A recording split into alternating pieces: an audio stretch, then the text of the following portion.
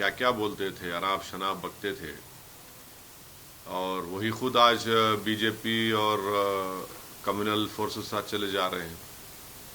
तो इससे साफ जाहिर हो रहा है कि सेकुलरिज्म के नाम पर हमेशा से जनता को धोखा दिया, ख़ास तौर से दलितों को, अल्पसंख्यक समाज, मुसलमानों को।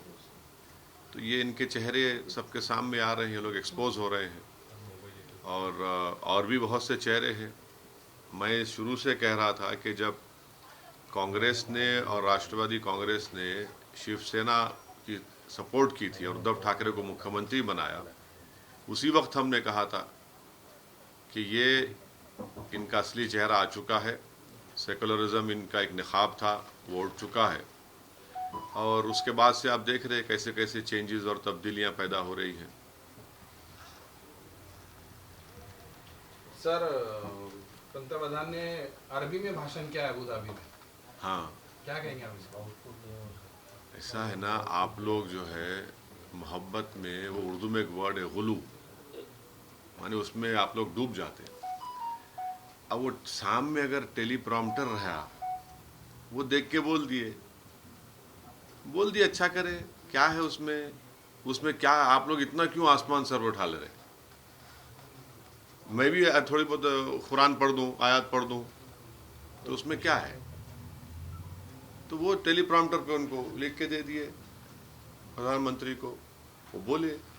और दुबई जो है हमारा स्ट्रेटेजिक पार्टनर बना हुआ है, और दुबई में भारत के बहुत बड़ी तादाद में लोग रहते हैं, वहाँ से बहुत बड़ा हमको फॉरेन एक्सचेंज आता है। और तीसरा, दुबई एक बहुत बड़ा भारत का ट्रेड पार्टनर भी है। तो ये बात है। सर, मुल्क में कई जगह पर बड़े बड़े आंदोलन हो रहे हैं, उसे आप किस तरह देख सकते हैं? देखिए, जहाँ तक आप फार्मर एजुटेशन की बात कर रहे हैं, मेरा मानना ये है कि एमएसपी के ताल्लुक से कानून बनना चाहिए।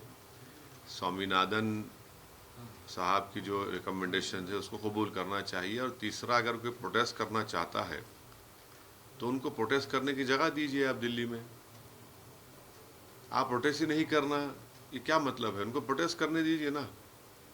प्रोटेस्ट से क्या, प्रोटेस्ट तो एक फंडामेंटल राइट है जमहूरियत में। और एमएसपी की गारंटी का कानून बनना चाहिए।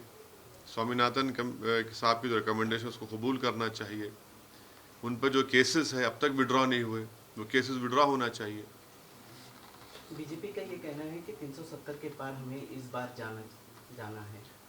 हाँ, तो ये देश की जनता को, ख़ास तौर से हम जो मेजॉरिटी कम्युनिटी के ज़िम्मेदार लोग हैं, हम उनसे भी अपील करेंगे कि तीसरी मर्तबा देश के प्रधानमंत्री नरेंद्र मोदी को बनने से हमको पूरी कोशिश करनी चाहिए। जहाँ तक हमारा ताल्लुक़ है, हम तो कोशिश करते आ रहे हैं। अब ये जो पॉलिटिकल पार्टीज़ जो अपने आप को सेकुलर बोलती हैं, उनमें खुद एक अफरा तफरी का माहौल बना हुआ है। अब आप बताइए कि जो मुख्यमंत्री थे महाराष्ट्र के, अशोक राव साहब, वो चले गए बीजेपी में और उनको राज्यसभा मिल गया। तो इससे क्या क्या मैसेज जा रहा है? और फिर वही दोहरा रहा हूँ कि उद्धव ठाकरे को आपने मुख्यमंत्री बनाया तो आपसे वहाँ से शुरू हो गया सब चीज़ें ये।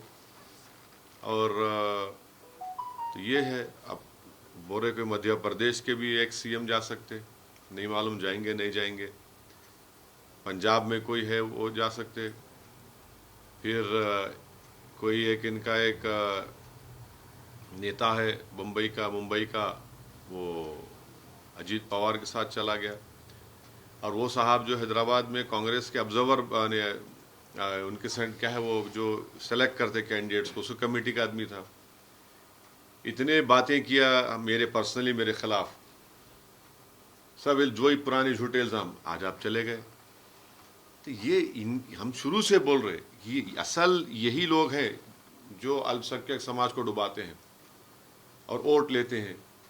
और दलित मुसलमान का पॉलिटिकल एक्सप्लॉयटेशन यही लोग करते आए। अब देखिए क्या कर रहे हैं। सर, अगर इंडिया अलायंस की ये बात 5वां सवाल है। अगर इंडिया अलायंस की बात की जाए तो आपको लगता है कि कामयाब होंगे मुत्तहिद होकर और अगर आपको ऑफर आता है इंडिया एयरलाइंस से तो क्या आप उधर जाएंगे? देखिए, अब तक तो कोई ऑफ़र नहीं आया तो उस पर कैसा विचार करेंगे हम। इम्तियाज़ साहब ने तो ओपन ऑफ़र दिया था, आपको याद होगा, कई महीने पहले। एक ने दो मरतबा इम्तियाज़ साहब बोले, तो उसके बावजूद भी कोई बात नहीं है। तो ठीक है, हम अपनी कोशिश को जारी रखेंगे। मगर अब जो लास्ट पार्लियामेंट का सेशन हुआ, चाहे वो प्रेसिडेंट डिबेट के ऊपर बहस देख लीजिए, ये तमाम सेकुलर पार्टीज़ की, या फिर जो पार्लियामेंट के आखिरी दिन जो गवर्नमेंट ने रूल 193 के तहत डिस्कशन कराया, ये लोग, इनका भाषण देख लीजिए आप पार्लियामेंट में। क्या है वो, क्या बोल रहे थे वो लोग, क्या करना चाह रहे थे।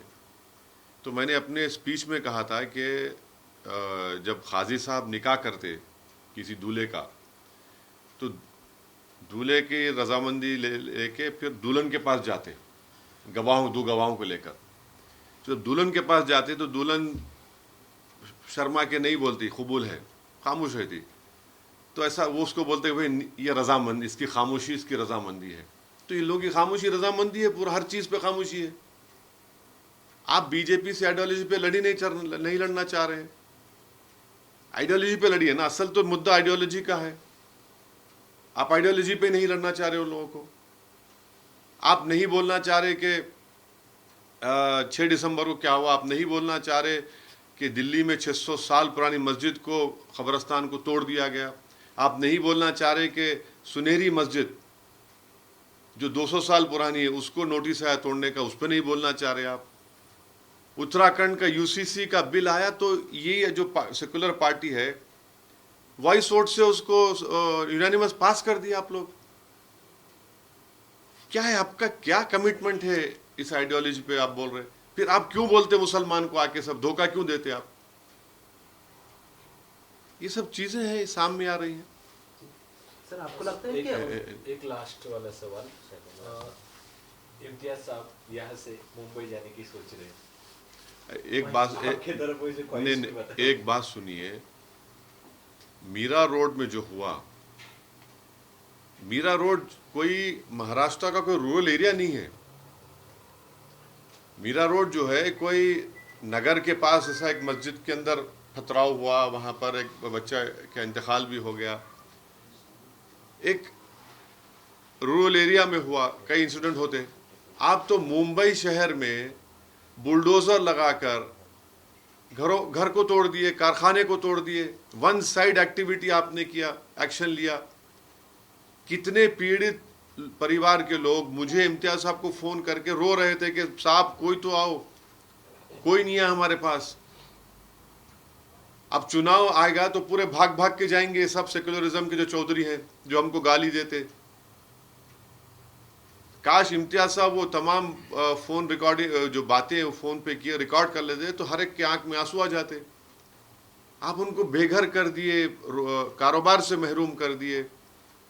तो ये ज़रूरी है कि हमारी उनकी इंसाफ के लिए, उनको बचाने के लिए इम्तियाज साहब ने ये बात कही है। और इंशाअल्लाह ताला पार्टी फैसला करेगी, पार्टी कहाँ से लड़ेगी, पार्टी फैसला करेगी। पार्टी में अभी डिस्कशन हो रहा है, विचार हो रहा है, बहस हो रही है, और पार्टी तय करेगी। औरंगाबाद के ताल्लुक़ से तो मैं तो औरंगाबाद की आवाम को सलाम करता हूँ, और ज़िंदगी भर मैं उनका एहसानमंद रहूँगा कि उन्होंने एक बेहतरीन एमपी को यहाँ से उन्होंने इलेक्ट किया। और इम्तियाज़ जलील साहब का 5 साल का आप उनका परफॉर्मेंस देखेंगे पार्लियामेंट के अंदर, सबसे ज़्यादा सवालात इम्तियाज़ जलील और मैं पूछे। हर मसले पर इम्तियाज़ जलील साहब अपनी पार्लियामेंट में बात को उठाए। महाराष्ट्र का मसला हो, इम्तियाज़ जलील साहब सबसे आगे रहे। धनगर रिजर्वेशन का मसला हो, इम्तियाज़ जलील साहब बोले उस पर।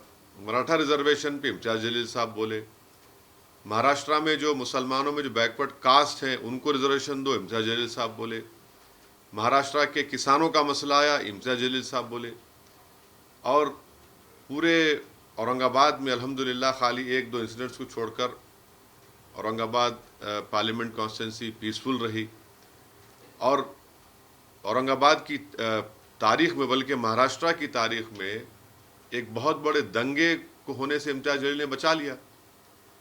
आप मुझे बताइए कि कोई ऐसा एमपी होगा जो एक रिलीजियस प्लेस ऑफ वर्शिप के पास जाकर बैठ गया कि नहीं, यहां पर हार्म होने नहीं दूंगा मैं। इतना बड़ा काम इम्तियाज जलील साहब किए, तो यकीनन औरंगाबाद की आवाम के लिए इम्तियाज जलील साहब बेहतरीन खिदमत की और इंशाअल्लाह ताला वो खिदमत करते रहेंगे। पार्टी फैसला करेगी, इसमें ज़्यादा आप लोग उसको स्ट्रेच मत करिए। सर, आपको अक्सर अक़लियतों का नेता माना जाता है, आपको लगता है कि जो हिंदुस्तान में मुसलमान रहते हैं उन्हें डराया जा रहा है, कभी मॉब लिंचिंग के नाम पर, कभी ATS? मैंने तो ये तमाम बातें अपने पार्लियामेंट लास्ट सेशन में जो प्रेसिडेंट डिबेट हुआ था उसमें कही है। आज भारत के जो मुसलमान हैं जिनकी आबादी 17 करोड़ है, वो अपने आप को ऐसा महसूस करते हैं जिस तरह हिटलर के ज़माने में यहूदी महसूस करते थे अपने आप को। मैंने पार्लियामेंट में बात कही है ये, तो इसमें क्या, उसमें और छुपाना क्या है उसमें? मैंने यहाँ तक कह दिया कि हमको भारत के प्रधानमंत्री पर अब यकीन नहीं रहा है, क्योंकि वो उनकी ही सरकार में सब चीज़ें हो रही हैं। आप बताइए हल्द्वानी में क्या हुआ है, किस तरीके से वहाँ पर पुलिस फायरिंग में लोगों को जान ले चली गई उन लोगों की।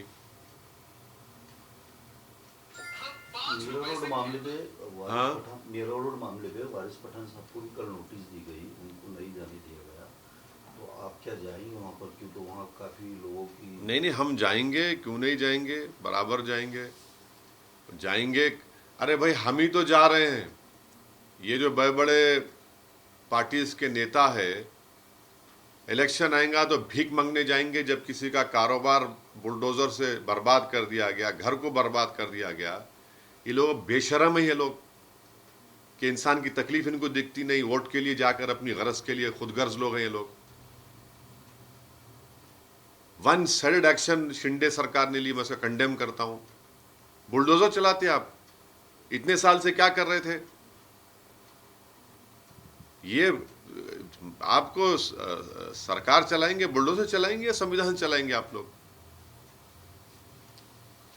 ठीक है, उनके लोग काफी जाके वहाँ भाषण भी कर रहे और सब जा रहे, मगर वारिस पठान जब जाने की बात हुई, राजा सिंह को आज उन्होंने वहाँ पर ऐलान किया है कि हम रैली निकालेंगे, और वारिस पठान को दूसरे साहब नोटिस दे रहे हैं। यही तो हम बता रहे हैं। जितने महाराष्ट्र में क्या है, लव जिहाद के ऊपर 30-40 मीटिंगें हुई पूरे महाराष्ट्र में, उसमें कितनी गंदी बातें कही गई, प्रोवोकेटिव बातें कही गई। यहाँ की शिंदे सरकार तो आंख मूंझ के बैठी थी कि हाँ चलो, उनकी सरपरस्ती हासिल थी। सुप्रीम कोर्ट में कोई केस डालता तो इनको केस बुक करना पड़ा। जब कभी भी कोई इस तरह का पब्लिक मीटिंग होती, थोड़े दिन पहले सुप्रीम कोर्ट में केस आया जिसे सुप्रीम कोर्ट ने कहा कि अगर इसमें कोई अनाप शनाप इलीगल बातें कहेंगे तो अब एक्शन लो। तो ये तो पूरा कर रहे हैं ना। ये फाशिज्म है, ये मेजॉरिटेरियन पॉलिटिक्स का आप बेहतरीन मिसाल देख रहे हैं। अब वही तो मैं शुरू में कहा था आपसे कि आइडियोलॉजी पर तो मुकाबला नहीं हो रहा है ना। मुसलमानों से यही कहा जा रहा है कि तुम गूंगे, अंधे और बहरे बन के बैठो और इलेक्शन जब आएगा निकल के हमारे को सेकुलरिज्म के नाम पे वोट दे दो और खामोश बैठो। हम बर्बाद हो रहे हैं। अरे भाई, दिल्ली में 600 साल की मस्जिद के बाजू कब्रस्तान था, आप जाकर देखिए, विजुअल्स हैं। कब्रस्तान को डेमोलिश करे तो मुसलमानों के लाशों में कफन बाहर निकल कर आ गया उसमें। इतनी बेइज्जती, ये कोई तरीका है? तो ये हर जगह इसी हो रहा है। वारिस पठान को रोकेंगे, MIM के कार्यकर्ता को नहीं जाने देंगे, मगर जो RSS BJP के वो जाएंगे, वो जाकर जख्म पर नमक फेंकेंगे। ये NRC का मसला अभी आप आने से पहले बोल दिया, बस सब हो गया।